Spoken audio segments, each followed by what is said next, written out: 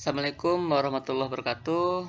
Salam bahagia Bapak dan Ibu sekalian, peserta pelatihan khusus pengembangan modul ajar dan asesmen diagnostik pada kurikulum Merdeka. Ini adalah pertemuan ke-10 ataupun pertemuan terakhir dari pelatihan kita, yaitu penyusunan asesmen diagnostik, baik nanti yang kognitif ataupun non-kognitif. Pada pertemuan sebelumnya, kita telah membahas mengenai kriteria asesmen kognitif ataupun non-kognitif, tujuannya, capaian, dan pada poin apa yang akan dituju dari asesmen tersebut. Penyusunan asesmen diagnostik non-kognitif melalui beberapa tahapan, yaitu persiapan, pelaksanaan, dan tindak lanjut. Yang mana sebenarnya asesmen diagnosis ini cukup fleksibel. Intinya kita dapat memaknai apa yang dirasakan oleh siswa, apa yang diinginkan, lalu apa karakteristik yang muncul dari tujuan nanti, baik itu mungkin kepribadiannya, gaya belajar, lalu mungkin kita mau mengambil data dari tingkat keterampilannya, sosial, emosional, dan lain sebagainya. Tapi di sini ada beberapa gambaran, misalnya menyiapkan alat bantu berupa gambar ekspresi emosi, lalu membuat pertanyaan kunci seperti apa saja kegiatanmu selama belajar di rumah, lalu hal apa yang paling menyenangkan dan tidak menyenangkan, apa harapanmu. Nah, ini adalah pengantar dalam kita memulai mengasesmen dari peserta didik. Sebenarnya ini juga pernah kita lakukan ya Bapak dan Ibu, tetapi mungkin belum terstruktur, kita belum sampai kepada menganalisis serta mengambil tindak lanjut yang mendalam dari jawaban siswa atas pertanyaan-pertanyaan ini. Mungkin kita sambil lalu saja seperti itu ya, bertanya dalam dialog yang biasa, tetapi tidak pada tujuan mengambil data untuk mengasesmen peserta didik. Contohnya seperti ini, pertanyaan-pertanyaan yang bisa disajikan. Apakah kamu merasa nyaman di kelas? Jawaban dari siswa perlu kita kejar lagi ya, kita perdalam apa yang membuat dia merasa nyaman atau tidak, seperti itu. Lalu kendala apa yang dihadapi saat belajar di rumah, kita kaji dari para peserta didik. Lalu bagaimana orang tua, serta pendapat tentang cara mengajar Bapak Ibu di kelas itu bagaimana. Dan banyak pertanyaan-pertanyaan lain yang tidak berkaitan dengan kecerdasan, tidak berkaitan dengan menguji kemampuan dari peserta didik. Sehingga diharapkan karena tidak sedang diuji atau ditanya-tanya tentang pelajaran seperti itu ya, pada asesmen non-kognitif ini siswa merasa lebih nyaman dalam menyampaikan, dalam menceritakan ataupun menuliskan apa-apa yang ia alami dengan jujur, sehingga hasil asesmen nanti lebih valid. Karena kalau ada siswa yang menjawab angger saja gitu ya, tidak jujur atau sembarangan, maka dikhawatirkan nanti menjadi bias sehingga kita tidak tepat dalam menganalisis hasil dan menunjukkan ini loh, anak ini seperti ini loh. Nah, seperti itu tidak akan tepat ketika mereka tidak menjawab dengan sungguh-sungguh. Jadi diperlukan suasana yang nyaman, diberikan percaya di peserta didik agar percaya diri dalam menjawab dan mengemukakan apa yang ia rasakan dalam pembelajaran. Ini cukup positif ya Bapak dan Ibu sekalian, karena tentunya siswa akan merasa senang ketika ia dapat mengungkapkan sesuatu dari pertanyaan-pertanyaan yang kita sajikan.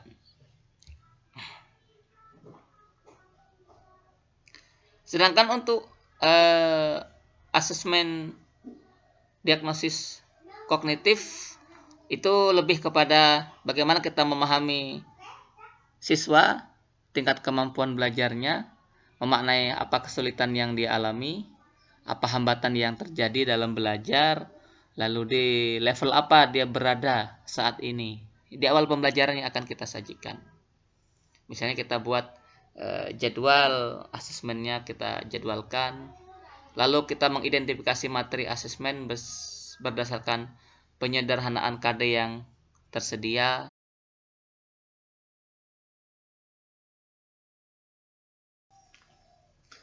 Selanjutnya, penyusunan difokuskan pada tujuan asesmen. Apa sih tujuan dari asesmen ini? Seperti itu ya. Lalu apa yang ingin digali? Selanjutnya, setelah nanti ini telah digali, telah ditemukan, apa langkah selanjutnya? Seperti itu. Fokusnya seperti apa? Misalnya fokus pada gaya belajar, lalu kecerdasan majemuk ya, lalu kondisi sosial emosional, kondisi keluarga, dan lain sebagainya. Dalam gaya belajar terdapat 3 atau 4 seperti itu, misalnya visual, auditory, kinestetik. Ada juga siswa yang cenderung mudah belajar dengan hal-hal yang berkaitan dengan narasi atau kata ataupun kalimat, seperti reading dan writing, yang lebih mudah belajar ketika dia menulis ataupun membaca. Lalu ada juga multiple intelligence seperti kecerdasan musikal, kecerdasan naturalis, seperti itu ya. Lalu kecerdasan matematis, kecerdasan lingual, berbahasa, dan banyak lagi ke bentuk asesmen yang bisa kita sajikan. Kita mau fokus pada yang mana terlebih dahulu. Bapak dan Ibu, ini adalah contoh instrumen untuk menguji karakteristik siswa. Misalnya, terutama di sini adalah karakteristik gaya belajar, yang mana instrumen ini nanti dapat Bapak Ibu download di bonus pelatihan ya. Ini adalah instrumen tes gaya belajar. Contohnya seperti ini, ada instansi, lalu nanti bisa ditambahkan dengan di akhir ya, seperti emoji apa yang mau Bapak Ibu bagikan. Ini dapat ditambahkan, dapat diedit, silahkan Bapak dan Ibu sesuai dengan kebutuhan. Ini contoh gaya belajar. Nah, di sini siswa mengerjakan secara tertulis seperti itu ya. Dan jika ada siswa yang kesulitan membaca ataupun memahami, guru boleh membacakan dan siswa menjawab dari pertanyaan. Ini ada asesmen. Di sini saya membuat sebanyak 42 item, dan ini adalah analisisnya nanti. Bagaimana menganalisis dari gaya belajar yang telah ditunjukkan oleh siswa, dan ini adalah hasilnya. Apakah visual, auditory, ataupun kinestetik. Bapak dan Ibu, kita lanjut pada asesmen diagnosis kognitif. Yang mana dalam asesmen diagnosis ini kita akan melihat sejauh mana pemahaman siswa akan materi, kesulitan apa yang ia rasakan, dan hambatan-hambatan belajar apa yang membuat dia tidak mampu mengikuti materi itu dengan maksimal. Misalnya materi membaca puisi ataupun mengekspresikan puisi gitu ya, membaca dengan berekspresi. Tentunya akan kurang bermakna pada siswa tersebut ketika dia mungkin belum lancar dalam membaca, seperti itu. Atau dia tidak memahami diksi dari kalimat atau puisi yang dibacanya. Atau misalnya siswa tersebut salah membaca gitu ya. Maka itu menjadi kendala.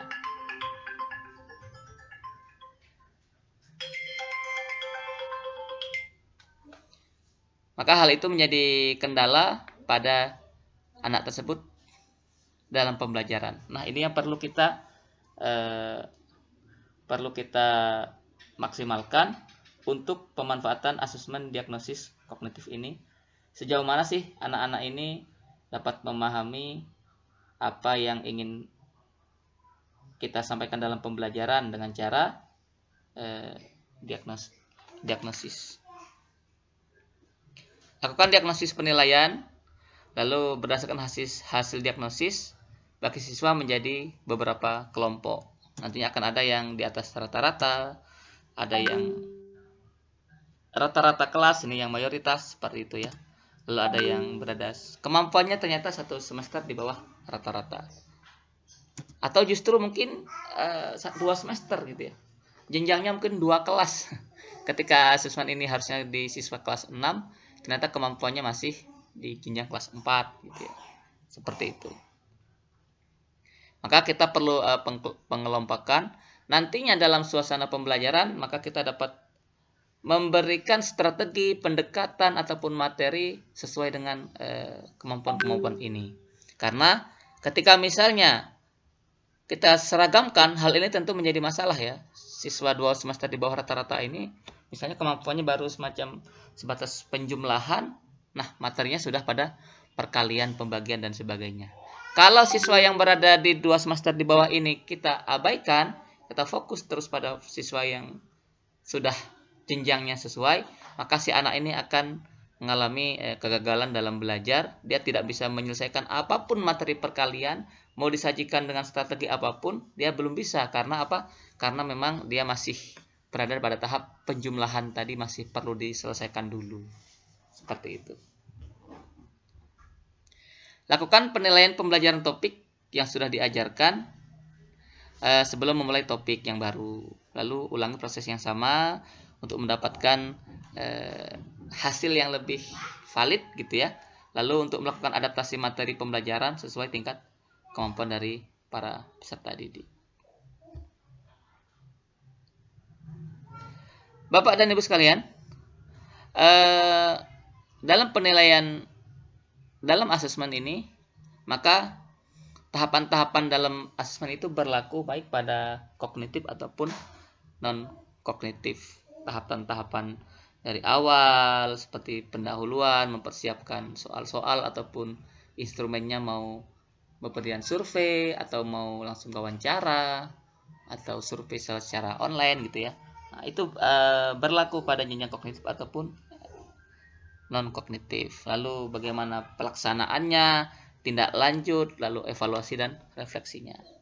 Tidak ada bentuk baku dalam asesmen ini, Bapak dan Ibu. Yang ada itu hanyalah contoh-contoh saja, karena asesmen ini juga bersifat fleksibel dan tidak wajib seluruh guru ya. Karena apa? Karena bisa cukup mewakili misalnya guru kelas saja atau guru BK saja. Ketika memang sudah disepakati, dibuat formatnya secara bersama-sama.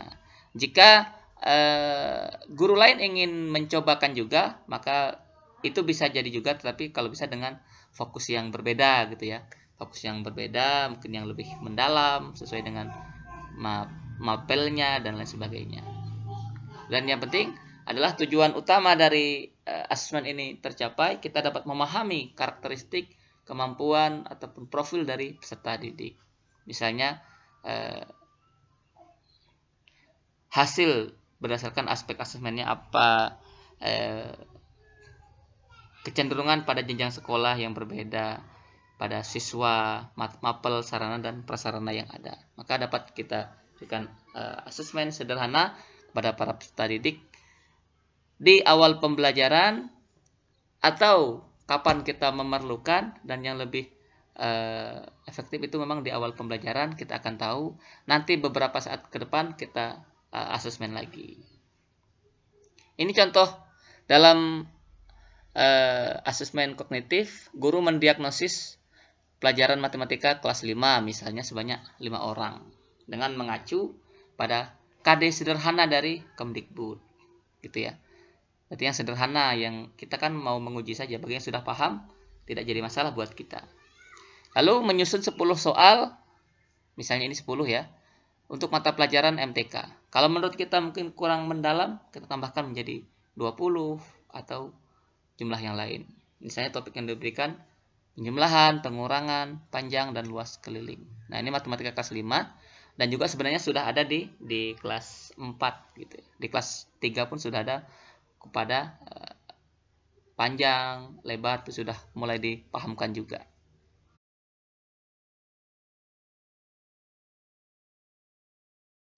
Tahapan tidak lanjut, pada tahap ini guru akan membuat kebijakan terkait hasil rata-rata kompetensi siswa. Misalnya ada yang paham utuh, paham sebagian, atau mungkin tidak paham.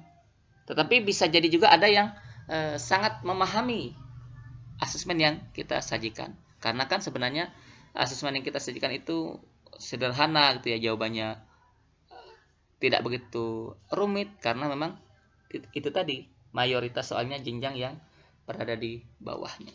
Itu 60% ya jenjang yang ada di satu kelas di bawah kelas yang sekarang. Ini adalah gambaran hasil dan tindak lanjut dari peserta didik. Kita bahas juga sebelumnya pada materi asesmen kognitif. Ada 5 anak misalnya dengan soal sejumlah 10. Ini KD2 dapat kita gambarkan kompetensi siswa kelas 3 yang semester 2. Lalu ini yang 60% ini kompetensi siswa kelas 4 seperti itu. Dan yang dua soal ini kompetensi siswa di kelas sekarang.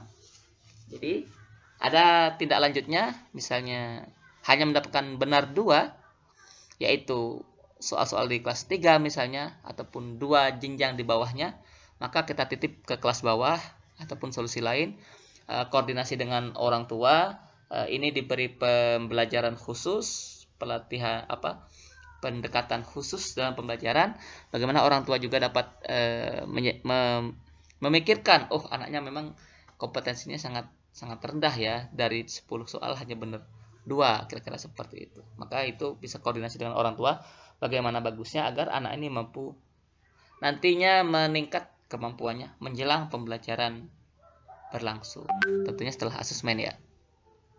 Lalu pada Wayan misalnya jenjangnya itu 8 atau 9, ini Dian, Chandra itu 10, itu diajar di kelas. Yang memperoleh 9 seperti ini dapat kita tambahkan misalnya pengayaan, atau dia nanti bisa menjadi tutor bagi rekan-rekannya dalam pembelajaran karena sangat menguasai ya. Bahkan jenjang yang sekarang saja dia menguasai, misalnya ini benar semua jawabannya di jenjang kelas 5 yang sekarang. Lalu seperti Marta ini perlu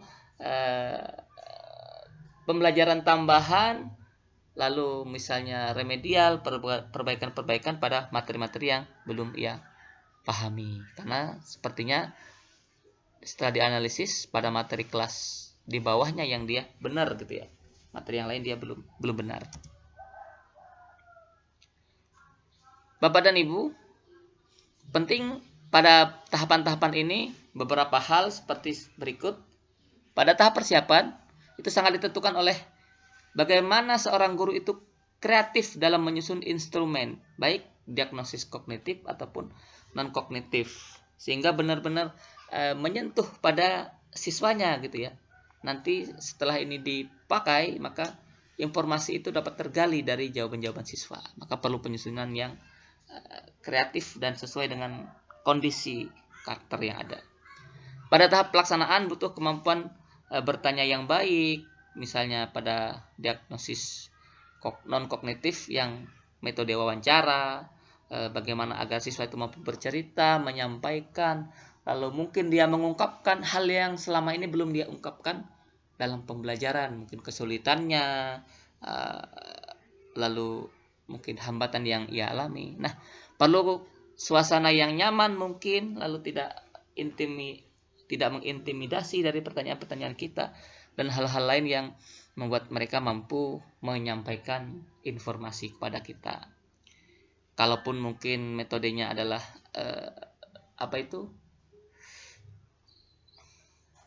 mengamati seperti itu, maka harus jeli juga dengan data-data yang cukup seperti itu ya.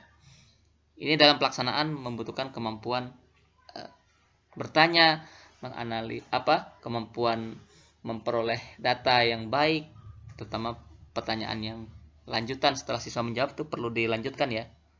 Apa sih yang melatar belakangnya jawaban ini, seperti itu.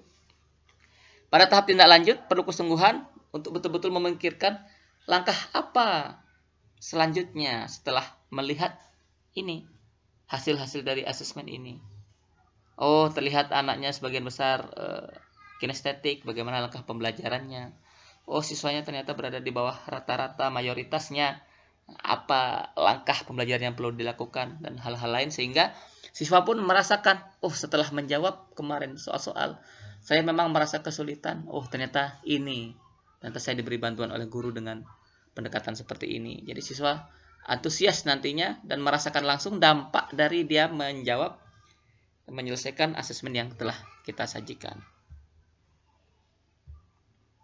Demikian Bapak dan Ibu sekalian mengenai penyusunan asesmen pembelajaran, asesmen diagnosis dalam kognitif dan non-kognitif.